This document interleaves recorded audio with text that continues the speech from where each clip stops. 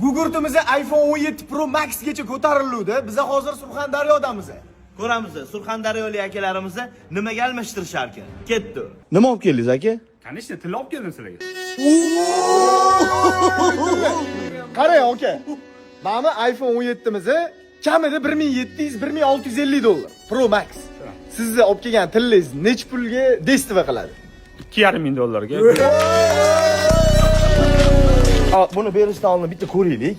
17 Pro Max ga almashayotgan narsamiz. Bitta ko'ringlar.